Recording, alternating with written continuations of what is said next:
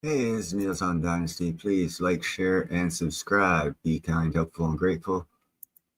Buy some silver, some platinum, and some crystallized osmium. Don't listen to me. This is to be taken as bullcrap. Uh, Everything's to be taken as bullcrap. Anyhow, got all that crap out of the way. Happy Thanksgiving. And let's go straight in and see what Miss Sabine Hassenfelder says. This is from 2 hours ago. Let's give her a thumbs up. And I can't highlight her name. Anyhow, it's that lady there, Sabine Hasselhoff. I believe the world will change dramatically soon. Very interesting. She says something here that I've said in my videos last year. Now we have Sabine Hassenfelder saying it as well. Generation thinks they're special, but I believe that those of us alive today really are special. This is an exceptional phase in human evolution. The first reason is that energy is about to become abundant, and that. Did you hear that? Energy is fixing to become abundant. I have often said for the past well over a year that by 2030, energy prices will be 75% cheaper than they are now. And I've had people say, oh, yeah, whatever, you don't know what you're talking about. And this was over a year ago.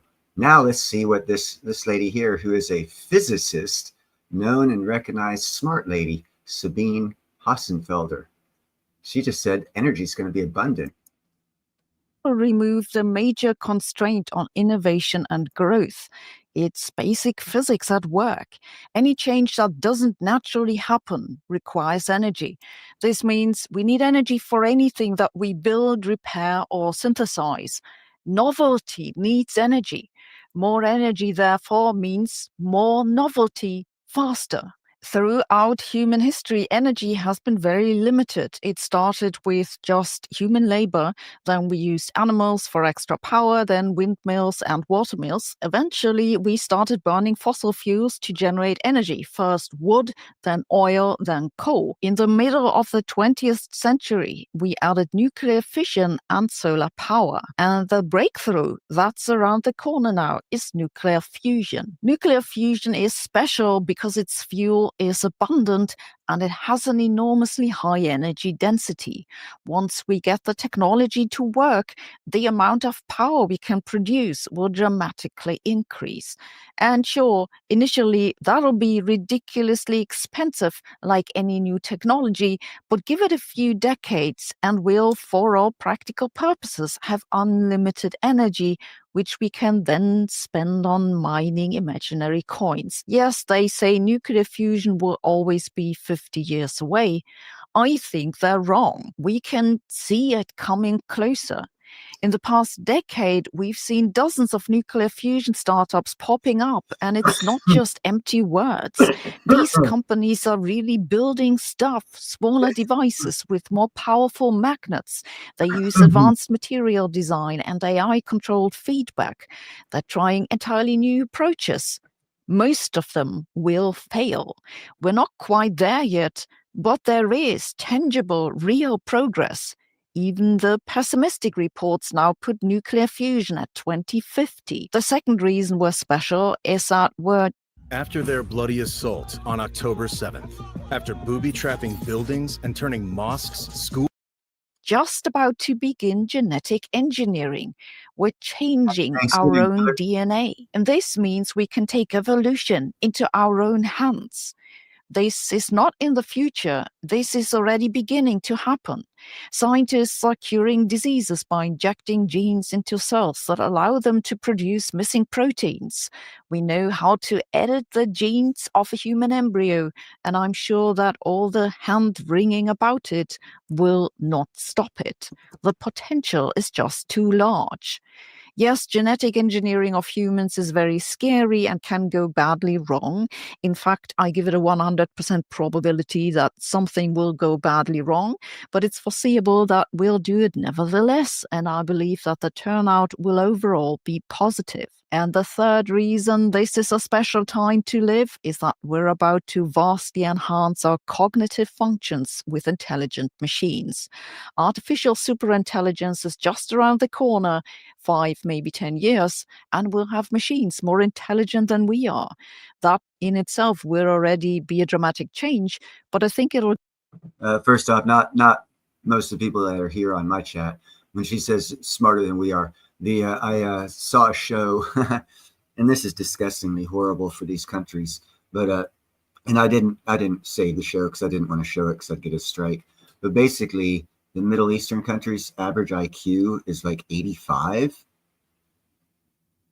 So yeah, that's horrific for them. Our IQ is going down that way too. But for those people whose IQs has been going the other way, and generationally, families have been doing the right thing to educate their children properly to increase the IQ, to increase their IQs. Those people will not be affected, like what she just said. In my We'll go further. We'll use these AI so frequently that eventually we'll just merge with them using some sort of implant. This is why I'm not particularly worried that AI will kill us all, because there'll be no them and us. There'll just be one new species of augmented humans. The technology for this is, again, not quite there yet. The major obstacle is that our current electrical systems are not very biocompatible. Even leaving aside that not everyone likes having holes drilled into their skull, the current implants tend to not last long and cause trouble. Scientists are still trying to come up with ways to solve this problem, and hopefully they'll find some minimally invasive solutions, nanoscale fibers or naturally growing ones, soon. And along with artificial intelligence, we'll have intelligent robots at our side. This too is something that you can see coming if you follow the tech developments. The progress in robot technology in the past years has been stunning. So these are the reasons why I'm convinced that this is indeed a special time to be alive. Energy abundance, genetic engineering, superintelligence. That's why I think that the next decades will be a blast. Chaotic, scary, but also exciting. What a time to be alive. I've been thinking about this a lot recently, about what it means in a practical way for how I should organize my life or set up that of my children. The issue is that while one can extrapolate technological progress to some extent, it's basically impossible to foresee the social and political consequences. The internet and smartphone revolutions, which have changed our lives dramatically in the past 30 years, had surprisingly little impact on society overall. But other scientific and technological inventions have not been so compatible with the existing social and political structures. The printing press, for example, very suddenly vastly increased literacy across the population, among others leading to the Reformation. Navigation and cartography led to world exploration and, unfortunately, also exploitation. The contraceptive pill, gunpowder, the Industrial Revolution, nuclear weapons, these all had dramatic social and/or political consequences. Are we facing such a shift again? Nuclear fusion fits neatly into the existing social and political systems. Genetic engineering will change society because it's foreseeable that people will specialize physically for certain professions much more than today. But I don't think it'll cause much political upheaval. Artificial superintelligence, though, that's going to change the political and social system entirely. On the political side, I believe it'll speed everything up, which is a good thing.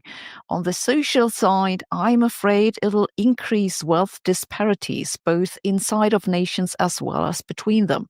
This is why I think AI is not a wait-and-see technology, because once it'll cross a certain threshold, early adopters will leave everyone in the dust and make sure there's no cheap way to catch up. This is why, personally, the way I'm prepping for the AI revolution is to not rely on the survival of our current democratic systems. They will go out of the window very quickly and be replaced by something else. In particular, I don't think the European welfare system will be around for much longer. I'm also making sure that my children are familiar with AI and its uses and problems. And yes, I'm thinking about what will happen to YouTube or social media in general. Despite what they say about the dead internet theory, I think that AI will end up making us better connected than before, simply because it'll increase our capacity to have meaningful social connections. So I'm more optimistic than pessimistic about YouTube, but ask me again tomorrow and maybe I've changed my mind. The reason I'm telling you about this is that, for one thing, while I worry a lot about things that are going wrong, I also think we're on the edge of big changes. And also because I want to hear what you think. What are you doing to prepare for the AI intelligence explosion? If anything, let me know in the comments. Every generation thinks they're special. Ours is. Then again, so were the dinosaurs, right before the interesting bit.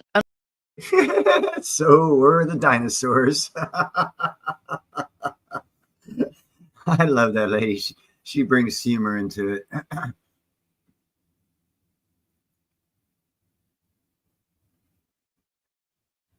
Turkey over there at Pete's house, and Jeff's got turkey. Turkey sandwiches, turkey soup, turkey broth. Soon you'll be. Only thing is, turkey has tryptophan.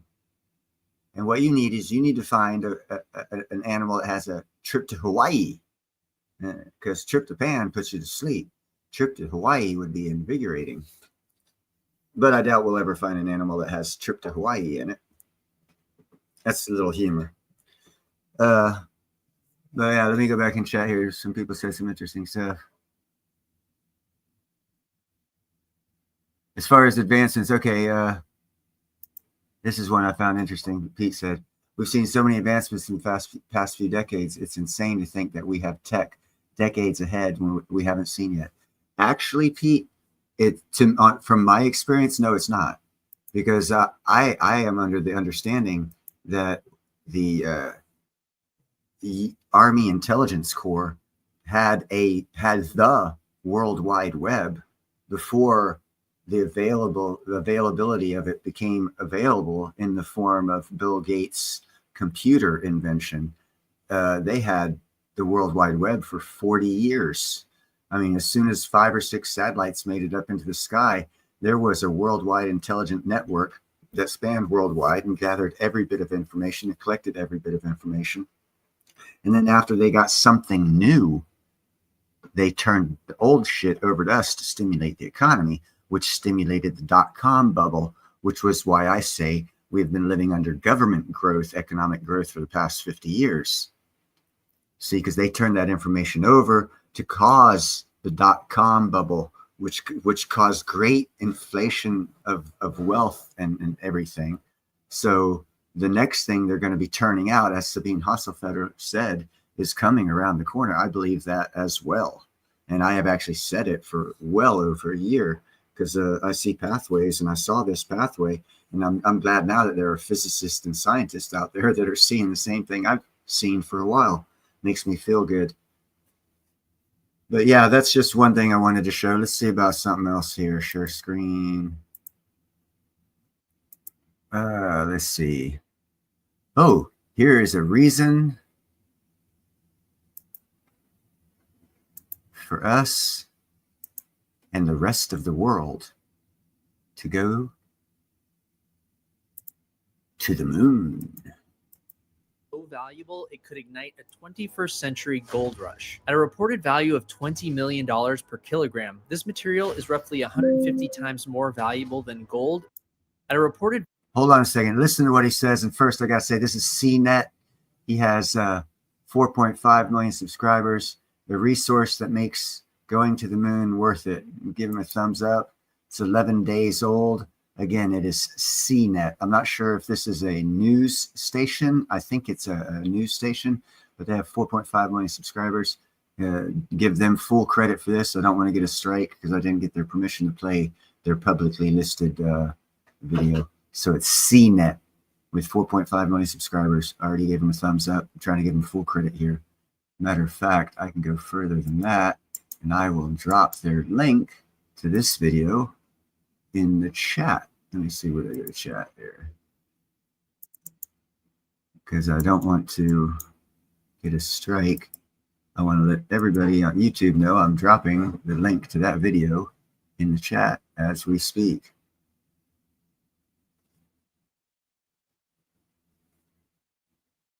Oh yeah, there's a lot of things we're gonna have to get through first. Value of $20 million per kilogram. This $20 million per kilogram. $20 million per kilogram. What they're talking about is hydrogen-3. And the reason why everyone's going to go to the moon, because for $20 million a kilogram, you can make a lot of money. And it's in the surface of the moon. This material is roughly 150 times more valuable than gold due to its potential use in fusion power plants, cooling for quantum computers, and its current use in detecting attempted smuggling of nuclear materials for national security purposes. Seattle-based startup Interloon is one of a handful of space resource extraction companies aiming to harness this material to establish a lunar economy. It has designed a prototype to extract it from the moon's surface and a plan to bring it home. This is the story of helium-3, why the moon is a good place to get it, and what that harvest might look like. There's a new space race brewing, with the establishment of a long-term presence on the moon being the finish line. NASA's Artemis program is developing key infrastructure to go back to the moon and stay, which has created an opportunity for companies like Interloon to bring their own technologies and business plans to the table. So that allows us to focus on 4 core technologies. We will need to excavate large volumes of lunar soil, or regolith. We'll need to mechanically process that material, and then we need to separate the helium-3 from the other gases. The company has Now see what they can do, because they're going to be doing all of that on the moon. They have absolutely zero environmental impact or environmental impact laws that they have to follow, which makes that whole processing of this chemical from its raw form to its finished form cheaper, which you can add the lack of expense to the expense of getting there and building everything, and it makes it economically feasible for people to go out there and get it at $20 million per kilogram. built a full-scale prototype excavator with the help of Vermeer, makers of industrial and agricultural machinery, that is currently testing on Earth. But with the moon's lower gravity, lack of atmosphere, and unique soil composition, there are several different factors at play that Interloon needs to optimize for. We do the testing in full scale, we do it in subscale in parabolic airplanes that simulate lunar gravity, test it with simulated lunar regolith, and we also test it in vacuum. Each of those things have very important impacts on the result. Hollywood has already imagined what this could look like. Sam Rockwell starred in a sci-fi film about helium-3 mining entitled Moon. Over and out. Rock and roll. God bless America. And it's portrayed as far from glamorous work. Interloon plans for its helium-3 extraction process to be completely automated, so people won't actually need to be up there working the machines. Mission control on Earth that's monitoring, and in some cases taking control teleoperating from Earth. Interloon's first trip to the moon is planned for next summer with Astrolab, one of the companies competing to build the lunar lander. Interloon also... Now, you notice what they said there, and this changes everything. Because one reason why it's so hard to get to the moon, but yeah, you're seeing all these little mechanisms and machines landing on no people. When you put people in, it changes the dynamics of everything. If you're just doing a robotics, they can land crap on the moon all day long. It's real cheap to go. Where it gets expensive is if you have to bring a human, because then you need the life support materials and the guarantees and the redundancy safety systems, and you don't need to do that for robots. So it's really adds the lessening of the expense of going to space onto the moon and mining. Is have it devoid of humans, as they just said, and have it like telecommute. You know, guys at their house with a radio beacon going up there and actually doing an arcade game at home, and they're actually mining for helium-3 at $20 million a kilogram on the moon. has a follow-up mission scheduled for 2027. Deliveries of helium-3 are set to begin in 2029, and Interloon already has agreements with companies like Maybell and Bluefors, which need helium-3 for building the chandelier-like dilution refrigerators that cool quantum computers to near absolute zero so they can function. If you want to see a full video on how and why quantum computers need to be so ridiculously cold, let us know down in the comments. We want to bring back 10 kilograms per year from the moon. So we want a 10x domestic production. You want to divide that up into multiple deliveries to manage risk and also to deliver to the supply chain when you have it. Interloon says it's also going to be using its helium-3 extraction process to harvest helium-3 from Earth, but Earth's supply of helium-3 is extremely limited. The primary way Earth's supply of helium-3 increases is through the decay of tritium, a radioactive isotope of hydrogen used in things like nuclear reactors, fusion reactors, and weapons. Tritium itself is also very scarce and expensive, costing tens of thousands of dollars per gram. On the other hand, the helium-3 on the moon was made by the sun and deposited on the lunar surface via the solar wind over billions of years. Solar wind is a stream of charged particles emitted by the sun that can cause damage to earthly technologies like power grids, satellites, and communications networks. Earth's magnetic field acts like a powerful shield against the solar wind, which benefits us in many ways. But it is also part of what makes helium-3 so scarce and valuable here on Earth. Once we have a fleet of harvesters on the moon that's extracting helium-3, we want to go get other things. We want to go get propellant like water and make rocket propellant. We want to get rare earth metals. That's not our go-to-market, is because the only thing that's expensive enough to warrant going to space and bring it back to Earth is helium-3 right now. We want to use that to start an in-space economy. Interloon says it considers its extraction process harvesting instead of mining. Ideally, we'd like to take out the valuable helium-3, put the material back in the trench, and leave it looking like a tilled field. Other countries and companies are also expressing interest in the moon's helium-3 reserves. The Chinese Lunar Exploration Program has returned helium-3 from the moon with plans to go back. Japanese company iSpace is also focused on extracting. See, now this is where it mandates that we go to the moon and mine helium-3, because if we allow other countries to do it and we're not doing it, we're basically missing that economic opportunity. And right now we're in an economic war. The whole world is with each other and everyone else, and someone's got to win. And I don't want to play for second place for my country anyhow. So for that reason, I would much prefer America throw assets at making it available for people to go up there and dominate in this field rather than China. Helium-3 from the lunar soil. But the law, the Space Resources Act of 2015, says that a U.S. flagged company can go to the moon or any planetary body, extract resources, and bring them back to Earth to sell. Space Resource Exploration and Utilization Act of 20. The key is that that we move quickly enough to establish our right to operate. Other countries are going to go, and they're going to establish a presence. If we don't get there in a reasonable time frame, we could lose our right to operate on our moon. What do you think about the race to mine helium-3 on the moon? What do you think?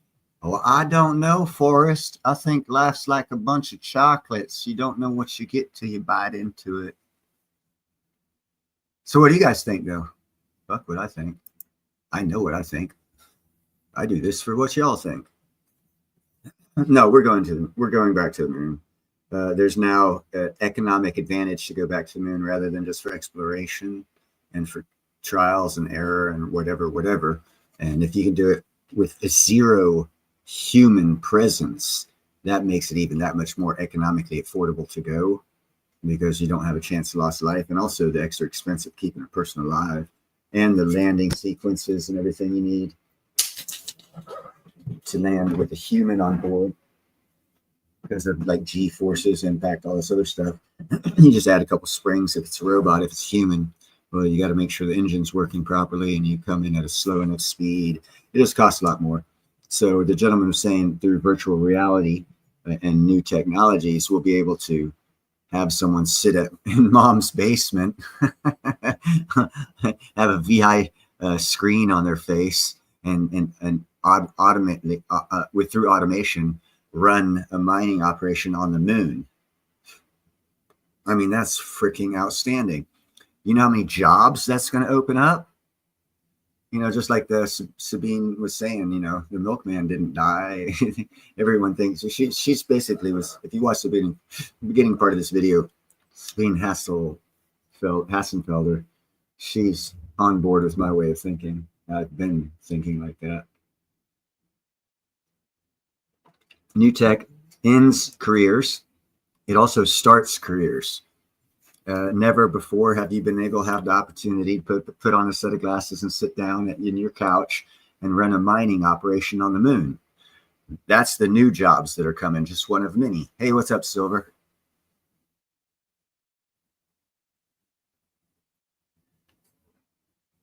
Yeah, Pete, SpaceX, with their ability to reuse rockets, as from my understanding, from what has been reported, being a disclaimer, from my understanding from what's been reported, it has lowered the launch cost of people or companies or governments wanting to launch satellites or vehicles into space down by 90%. So what used to take like $15 million now will takes $1.5 million. So that's why there's lots more launching going on, because they made space feasible economically. And then I go back to what I've stated, and I'm glad it's a big round circle and a nice weave. Since 2020, America has created 115 billionaires. SpaceX made space exploration and delivering of products to outer space 90% cheaper. Where do you think those billionaires came from? For everyone who does not like the application of anything space because we don't want it to be real, probably 70 to 80 of those billionaires have space exploration technologies companies. Because I also, again, back to the weave, I did a report where $8.8 trillion has already been invested since the new administration. 8.8 trillion has been invested, for which Saudi Arabia has already put in 1.5 trillion to our economy in the arena of manufacturing and aerospace. So there's at least $500 billion being invested in aerospace infrastructure. Paperwork's going through right now to get shovels in the ground, operationally going. Infrastructure. Hey! So these are where you want to put your money if you want to be a billionaire. Because we've just made in 5 years 115 new billionaires. Why? I've been trying to tell people. Pretty much, Pete, with or without us, it's going to happen. And the only thing you can do is, if in a scenario like that, is make sure that you're one of the haves and not the have-nots. Because if you're a have, you can help the have-nots. If you're a have-not, you can't even help yourself.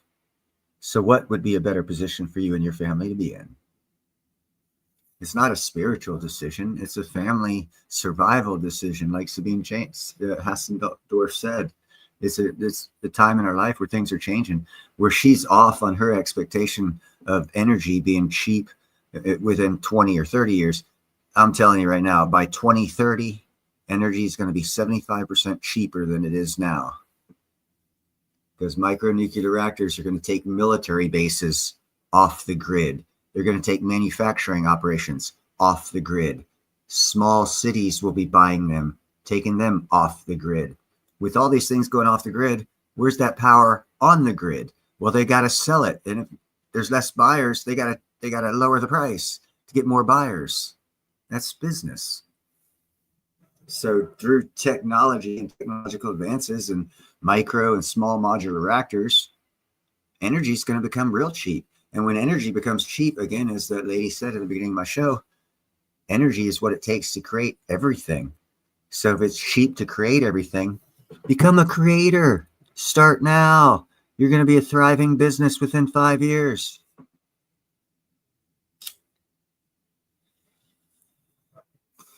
And you can create generational wealth. Get your kids, take over the business, have them never work for anyone other than your company.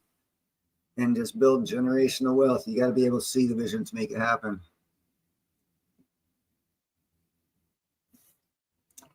As this current administration has said, the golden age is coming, people. I know it's hard to see, it's hard to believe, but hey, isn't it always, what's that saying? The oldest and truest of saying that all of us apparently forgot because times are so crappy, blah, blah, blah, blah, blah. It's always darkest before the light. Isn't that saying? It's always darkest before the light. Interesting. But we're not going to apply that because, you know, we want to grope and moan and complain and whatever. What's up, Deplorable? What we got there? I have a video for you, Neil. It'd be like, check it out. It's quite interesting. Tell me what you think of it when you get a chance. Let me see if I can click on that and have it take me to. Well, of course, it takes me straight to a commercial. Thanks, Deplorable. Give me a commercial. Functional melancholic.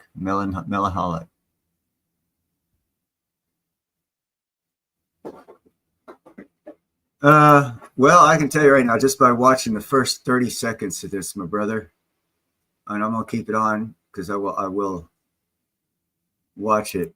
But just let's see. The rise of low desire society. Yes, I can tell you right now that's been designed. Yes, because the less people that have a desire to do anything makes it easier for those that do to become billionaires. And in the past 5 years, we've made 115 billionaires. So yeah, I think it would go straight in line with what I'm saying is happening. But it's not a all-encompassing thing. That's just an introduction to 1/3 of the dumbasses out there that have fallen prey to advertising, subliminal messaging, bad education, bad parenting, good laws at breaking up families, you know, stuff like that. It's all been, it's for you not to be in that 1/3% is a miracle in and of itself with everything they throw at us to get us out of any other of the percentage of people that can survive what's going to happen. But no, just from the name of it, Deplorable, I'd say, yeah, probably 1/3 or more of the nation fits right in with that because we're a product of our environment and we create our environment. Look around you. What's your environment? Oh, okay. So it's the exact opposite. It's a movement to get away. Well, I'm kind of sort of down with that as far as I'm going to be moving out to the country because I want to obtain more land so I can plant my own style of tree that's applicable for the area that I've got land in. And I want to have space to be able to do my own growing. So I'm not looking, I guess, to downsize any of my, as it escape gluttony. I'm not looking to escape gluttony. I'm looking to increase, I guess, gluttony from a certain point of view, depending on what point of view you have.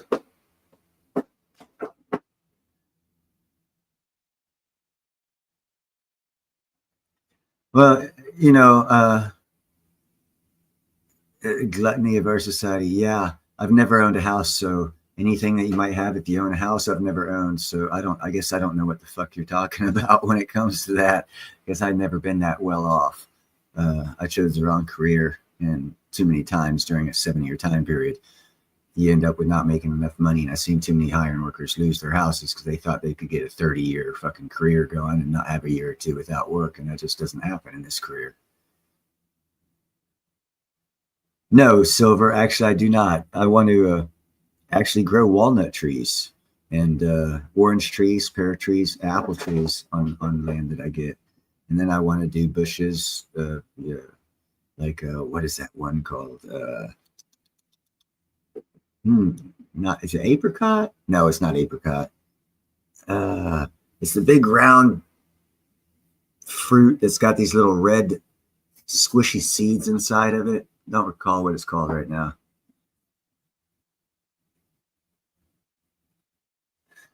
I got several avocados out here in California, but 2 of my neighbors have about 35, 40 foot tall avocado trees in their yards. We have pretty good avocados. I don't think avocados are going to grow in the area that I'm going to be moving to, though.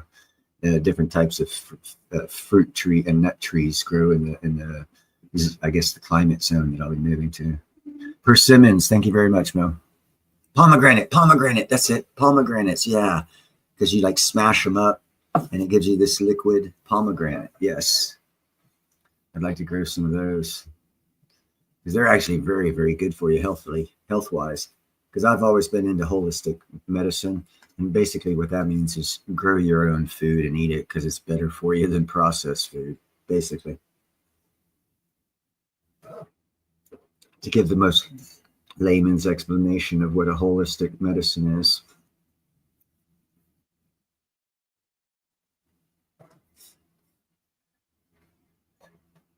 Yeah, I've already got plans. Before my 58th birthday, I'll be part of an LLC that has 150 acres somewhere in the mid-central eastern part of Alabama. We have plans to do quite a bit of things deplorable. Growing fruit trees is not one of them on that property, and that in particular LLC is for a festivals, events property, and other things. Won't be my property. It'll be a LLC that I partially own.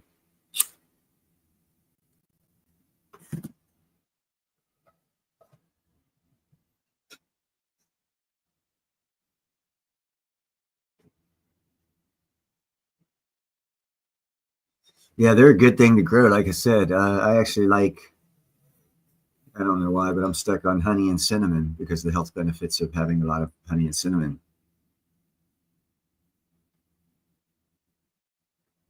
Yes, I do know that. I do know that, Mo. And down in Northwest Florida and Southern Alabama, there's a lot of pecan orchards. A lot. Well, when I moved 30 years ago, there was a lot of them. I'm sure industrial and residential growth knocked out a lot of them, but I don't want to get in those areas. And you can actually order trees if you have enough money. You can order 30 or 40 foot tall trees. I hope not to have to go that extent, but I hope to have the money to be able to do that if I need to. And it's not really that important to have the trees. More important is the actual land and the geology and geography of the land, because for the festivals and events property, it's going to have certain features that's going to be necessary to make that a successful adventure. And then when I get my own personal property up there, it'll be for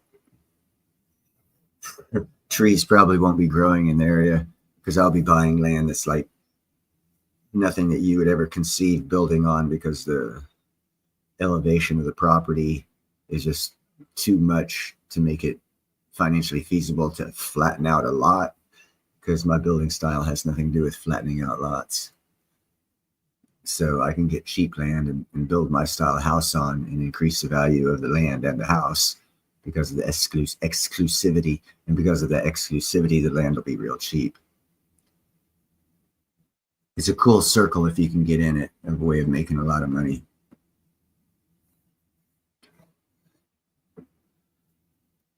And then if you also, again, time, this is a very interesting time period we live in. Physical metals like gold and silver, people are looking to acquire. So having thought just of that, why don't we think a little bit further more on the process of what people want when they say they want silver and gold? And you're like, okay, well, where's silver and gold come from? Okay, it comes from the ground. Okay, well, where in the ground does it come from? Let's do some research. Where in the ground does it come from? Okay, well, everyone knows California. Okay, yeah, cool, California, right on. Where else? Nevada. Okay, cool. Where else? And keep doing that. Where else? And then you'll find that there is one state east of the Mississippi that's known as the gold capital of America. And you'll find that land there is hella cheap because it's unbuildable, because it's not flat, and it's real hard to get to and make a flat spot. So conventional building don't work, but it's got gold on it. So if you could build a house and get like 150 acres and build several houses, you could start an exclusive resort community, and each house has access to their own gold in the river or creeks in that area. Now you've increased the price of that property 2 to 3-fold just because of the people's interest at this time in history of gold and silver and the acquisition or acquiring thereof. So if you can buy land where you can go down to the local creek right beneath you that you own a part of, along with the other people in the neighborhood, and do some panning and get yourself some gold over a year, you can easily get probably an ounce. So you can actually gain gold by buying that exclusive resort house. It's just another feature in getting a higher price for property that's useless right now to anyone who doesn't think like me. And you get land that's at $1,000 an acre, you end up selling it for fucking $150,000 an acre with the price of the house on top of it. With the inclusion of flying cars, You don't need roads. Think outside the box. Have a central location off the road where you have like a warehouse for driving cars. And that's where people pull in their driving cars and they go up to the roof, hop in their flying car, fly down the valley where there's no roads and land on top of their house. You want exclusivity? That's where the high dollar houses are. What are you guys meowing at? Quit it. I'm doing a live stream. You don't need kitty cats bothering me when I'm doing a live stream.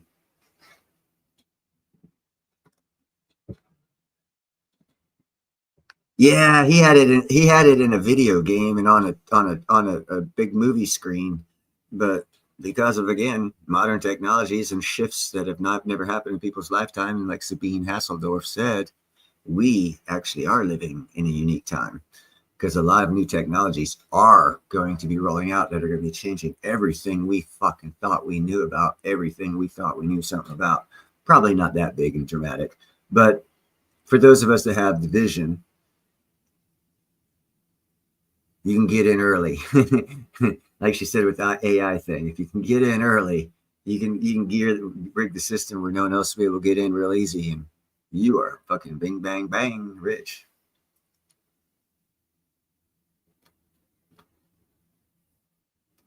Well, in the movie Back to the Future, the first one, I think it was Back to the Future. Was it Back to? Yeah. Anyhow, it was a Michael J. Fox movie. They actually had a hover skateboard, and it was an 80s movie. And they actually had hover skateboard technology back in the 80s. Now, ask yourself, no way, Neil, you're lying. No, we actually did. And the reason why it didn't go anywhere is because no insurance company would cover them for any damages that occur to people using their product. So that technology went nowhere. Do we have hover technology? Hell, we've had it for 45 years. Do we sell at retail? No, insurance companies won't allow it. Does that mean it doesn't exist? No, it just means insurance companies won't allow it to be made for public consumption. What are you meowing at? Quit it. Yes, you.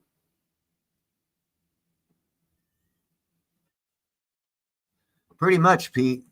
Pretty much. We don't need roads where we're going. Well, there's going to be new boat technology coming out too that I hope to. Hey, what's up, Pat? I hope myself and Pete the Sasquatch are on top of and on the 1% of the new boat technology. Quiet. No, quiet. Meow me. Because again, a lot of things are changing. Just like when electric vehicle phase started, Elon Musk was first in there with Tesla, and there were nothing. Everyone was laughing at electric cars. Now he's number one in the world, whatever. Same things happen in cars all over again, in planes, helicopters, boats, soon to be, and housing, transportation. All kinds of things are changing.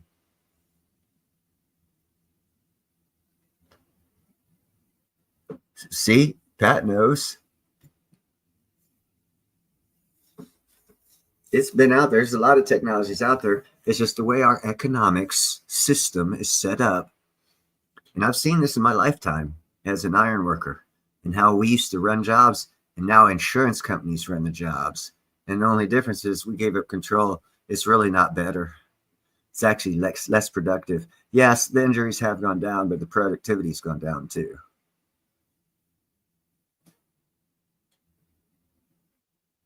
Indeed. And that's where a lot of opportunity exists. And the more open-minded you are to try to new ideas and new things, the more likely you are to be able to grab one or two of them and run it up, run up or tailcoat them up to the moon and advance your own personal situation and bring as many people as possible with you. Because it's always fun being rich, but it's a lot more fun making other people rich.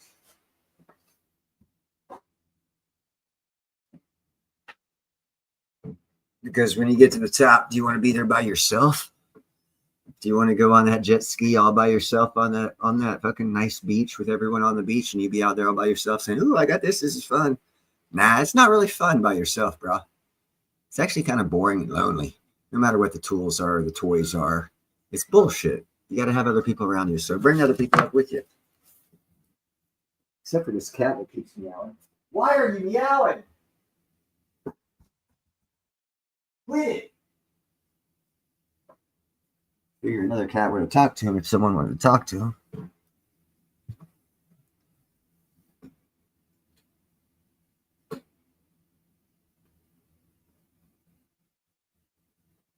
Plexiglass line made out of plastic. Yeah, there's lots of things. Like, for instance, and this is an old one, I've said it before, Velcro was invented in the early 50s. Patented. Didn't have a use case. It was before its time. No one could think of, what's up, Shovel Monkey? No one could think of a use case for that stuff. And then like in the 60s or 70s, after the patent had run out, it was on the shelf along with other patented ideas that where the patents ran out. There's a whole freaking bunch of them you can go through if you find out where they're at. And you can look through these things. And someone looked through it, saw Velcro. And they said, hey, we have an application for, no doubt, Pete. We have an application now for this Velcro stuff. Let's see if we can use it. So they made some Velcro. And they use it like, yeah, we can use it for this. Let's repatent it. So they repatented an idea that someone else had patented in the 50s that it didn't go nowhere. So they didn't repatent it. And after like 12 years, it just, the patent was null and void and anyone could pick it up and repatent it. And that's what these guys did. And look at Velcro, you know? So there's lots of ways to make money.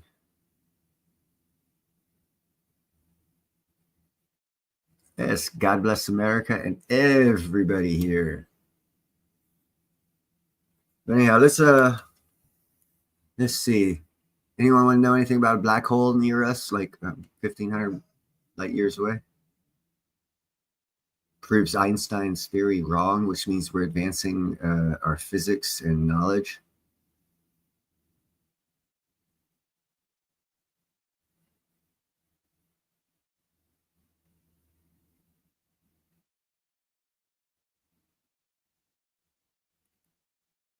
You know, you can do that. Just know that everything you do has its pluses and minuses. And when I say that, I'm not saying from the heart, that would be a good thing to do. It's a moral good thing to do. It's the right thing to do. It's a blessed thing to do. God will bless you and all this other good stuff. There's a flip side of that coin. The reason why they're made so hard to do and all this other crap is because real fucking powerful people are the ones doing those sick things. And or people they're protecting to do those sick things. So most of those cases will go unsolved because of power issues. Whoever did the crime has too much power. So it's not, so they're just using the test kits and all this as the excuse. It's not the excuse. And also, just to prove my point, and no one knows about this, you guys will have to Google it. Look at the pardon czar that this current administration has made. And it's a black female that's been in jail illegally in jail for like 40 some years. Trump pardoned her and made her the pardon czar, and she is going through the books to see similar pathways that put her in jail and re-examining those cases for future pardons. So now that that is happening, that means that the people who are covering up a lot of the crimes and the sex schemes and stuff, and also this Epstein stuff, all that's going to be exposed. But you have a big fight with that kind of business. So I applaud anyone who wants to get into a moral business to do moral things.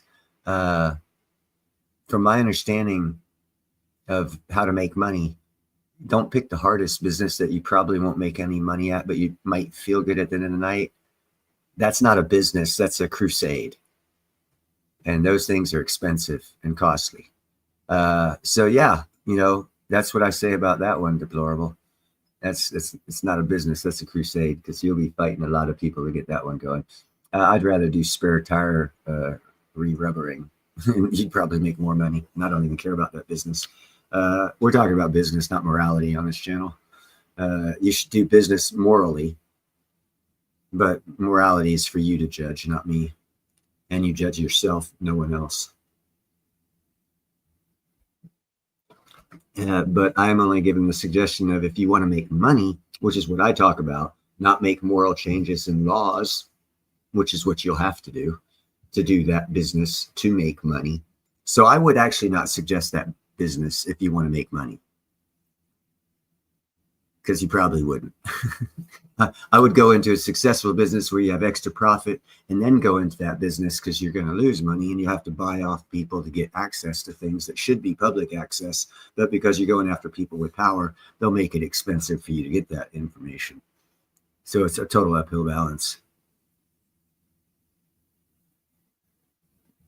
Right on, Pete. Don't spill none of that cocktail you had around that bird.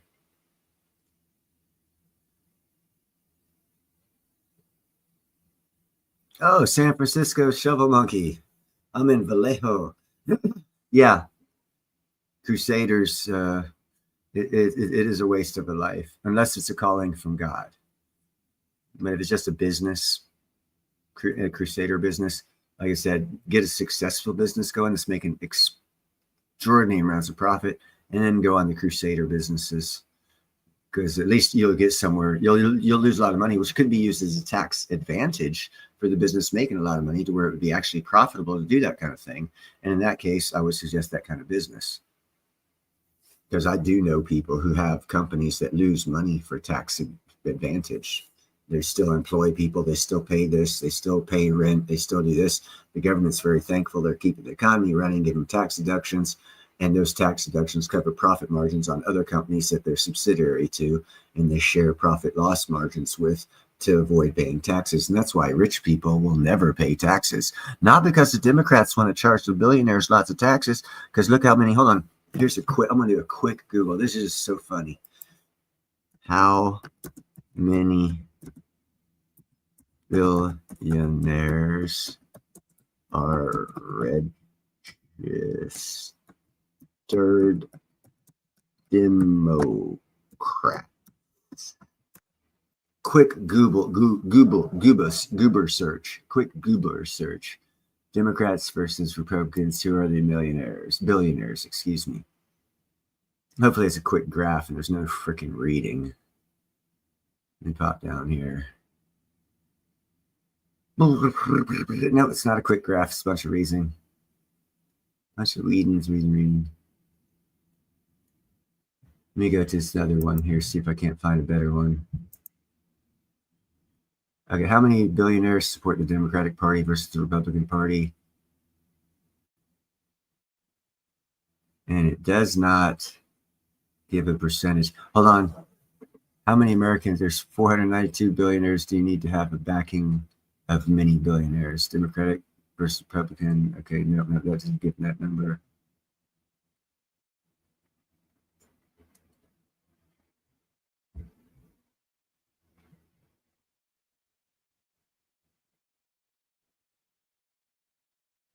No numbers. I would suggest probably half, at least half. Okay, in 2012 election cycle, we had a lot less billionaires back then. Among the top 100 donors in the open secrets list, 33 were billionaires. Of those, 14 gave primarily to liberal groups, while 19 gave to conservative groups. There you go. More billionaires give to the Republicans, and they lose.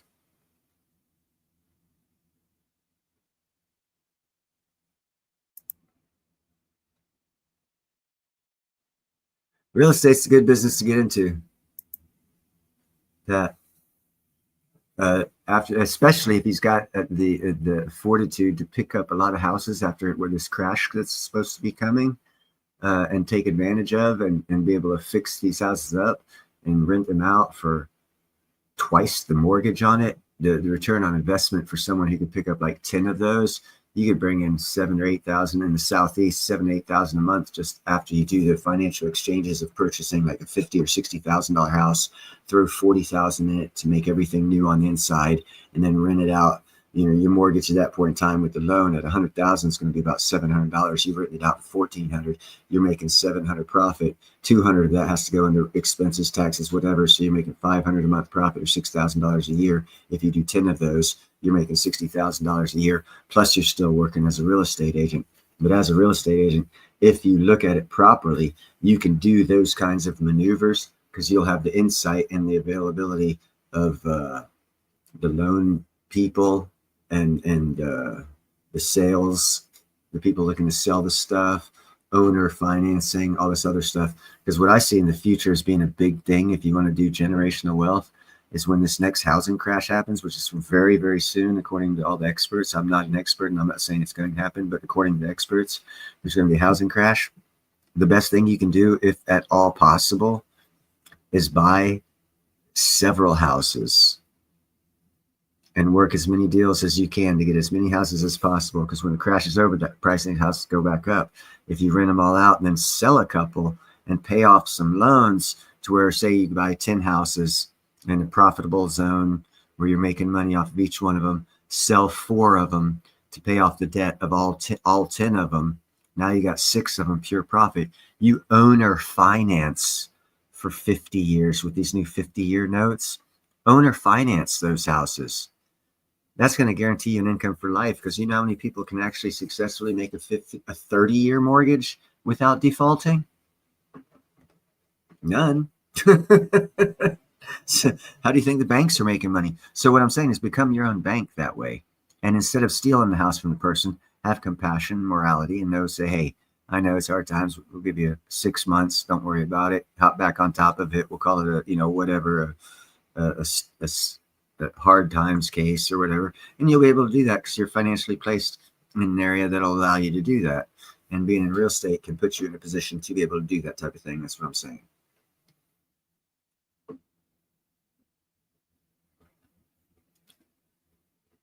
Yeah. But see, that's the funny thing is every time the Democrats say the Republicans never say, oh, this tax the billionaires, unless they're rhinos. A true conservative would never say that, because they would know that there is an equal number of Democrat and Republican billionaires. Neither side of that class group, no matter if they're Republicans or Democrat, wants to pay taxes. So whoever they lobby to and give their money to, one guarantee is they're going to leave a loophole in the tax law allowing those billionaires not to pay taxes, whether they're Democrat or Republican. So why is it brought up as an issue by one group of those two groups saying that, if it's never going to happen and they actually know it before they open their mouth? And the way I was raised, that's an outright liar. And they're saying it on public TV, which means they're publicly announcing their lie. And anyone with any intelligence whatsoever should be able to determine that they are liars. And then anyone who wants to vote for a liar, well, you get what the fuck you deserve. You voted for a liar. You actually believe them. They're lying to your face, and you voted for them anyways. It's not them. It's their voters. There's too many ignorant voters out there that can't see the forest because of the trees. 50-year mortgage will crush the availability of wealth transfer, generational wealth transfer. Because when my daddy first bought a house, it was 15 to 20-year loans. That means in his lifetime, working lifetime, he could theoretically have bought and paid for 3 houses if he lived 80 years old. Started working at 20-year loan puts him at 40. Another 20-year loan puts him at 60. Another 20-year loan puts him at 80. That means he could have bought outright 3 houses. With a 50-year loan, had he started out at 20, he wouldn't have had the first house paid off till he was 70. Not even giving him a chance at paying off a second mortgage. Where is that advantageous? Advantageous to the poor person. You can say what you want about affordability, but if it's true affordability is bring down the cost, that's affordability. Affordability is don't be so greedy, but they don't touch on that subject. They touch about how long can we rape the poor person, who about 90% of Americans are poor, and they're all going to jump on the 50-year mortgage. Now, the one great thing about the 50-year mortgages is for people who aren't stupid, they will take their extra money from such a cheap monthly payment and they'll invest it and make more money with it and pay that freaking house off in 10 years. That would be the smart thing to do. Yes, it will. And that's why I say buy that house when this crash comes, because the more houses you own, I mean, I'm looking at this one area of the country. I'm seeing houses. Yeah, sure. Okay. 400,000 or 500,000. Yeah, they're out there. Yeah, they're out there. Cool. I'm seeing houses for 80 or 90,000 that used to be 150 to 200,000, and they're already 80 to 90,000, and the crash hasn't hit yet. Pick up those houses. Don't have a dream of buying a millionaire's mansion before you become a millionaire. Just buy a house, because if as Shovel Monkey says, the 50-year loan is going to drive up the price of real estate. The more you can pick up in the crash, the more wealthier you're going to be when you sell them after the crash, because they're going to be worth more, because the 50-year loans will drive up the price of real estate, as Shovel Monkey said. So this will be the last opportunity until the next big crash, which will probably be 50 years away, or 80 or 100, probably 100 years away. So your opportunity to make wealth is no greater a time than now. And like I said, don't look at buying that $1 million mansion. Just look at buying something. You don't have to live in it. I mean, if I was in any other trade, I'd be working 40 a week. If I was a plumber, electrician, whatever, out here, it wouldn't have affected me. As an iron worker, the economy affects me. Any of those other trades, working out here, they could easily afford a $100,000 house in another state and have it not affect their monthly income, livelihood out here, other than they wouldn't be partying as much or buying that new truck on a 9-year fucking car loan. They'd stick with the older ones. Anyone's sense could be able to do that. So if you live in like New York or California and making the big bucks, cut down your expenses and buy another piece of real estate in another part of the world, America. Because when the prices go back up, you'll either be happy you did or wishing you had.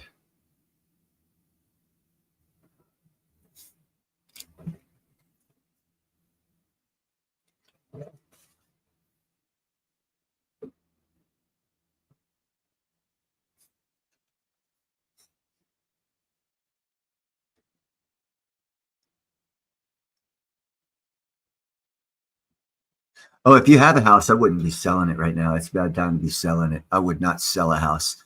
Now's the time to buy. It's a buyer's market right now, and it will be for a little bit, probably 6 to 9 more months, easy. But after that, it'll be a seller's market,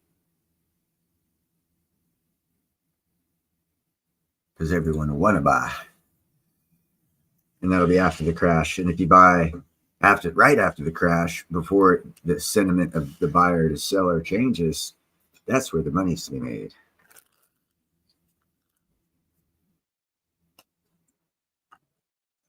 All right, well, I've rambled on long enough, peoples. I'm going to go ahead and let you go from this live stream. I appreciate each and every one of you for being here. I suggest strongly that you go back to the beginning of this video and watch Sabine Hasseldorf and see what she's Hasseldorf, whatever her name is, and see what she says about change that's coming. And take blinders off, take feelings out, put the feelings in the closet, look at things the way they're actually coming at us, and position yourself as best as possible as you feel to take the greatest financial advantages possible of what's coming. And that's all I can say. It's an individual choice. I wish everyone the best. I do this show to bring information in hopes that I enlighten people to points of views that might be beneficial for you. I've got a proven track record of doing so. I hope you guys, take advantage of that and use it to the best of your knowledge to advance your life and your economics and have a better life because of it. Because if you're happier and better, the people around you are happier and better. And that's what I want. Having said that, peace out, people. Have a great week. Have a great holiday. Don't eat too much.